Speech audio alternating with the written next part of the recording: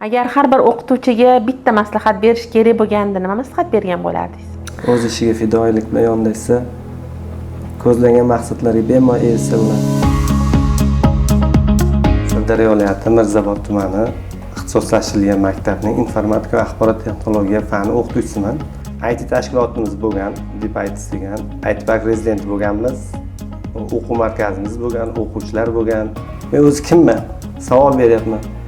Shajara qilib chiqdim. Qaysi tomon yutuqlarim ko'p? Ikkala tomonni ham solishtiryapman. Dasturchimanmi yoki o'qituvchimanmi? Ta'limdagi muammolarni eng tubigacha borishga harakat qilyapman. Muammolarga juda ko'p yechimlar bor, lekin bir kishi bilan qilib bo'lmaydi bu ishni. Ota-onalar bilan uchrashishga borganimda achinadigan holatlar aytadi. Ya'ni pulingni olyapsan, o'qit deydi.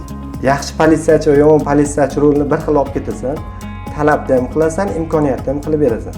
Ikkalasini birdek olib ketasan. Talab nima? Ilm talab qilasan, imkoniyatni yetarlicha yaratib berasan qo'ldan kelgancha.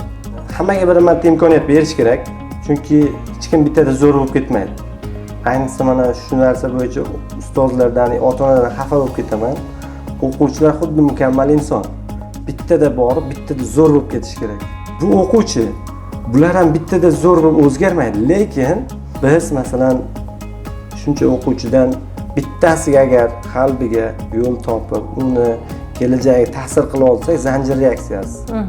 U kimnidir kelajakda kumeri bo'ladi.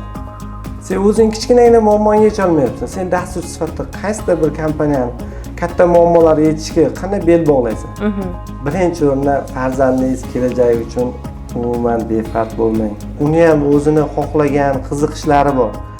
Kelajakda o'z xohlagan kasb bo'yicha ketsin, u hech qachon ishlamaydi. Hobbisi, mazza qiladi. Masalan, menda shunaqa pedagogika.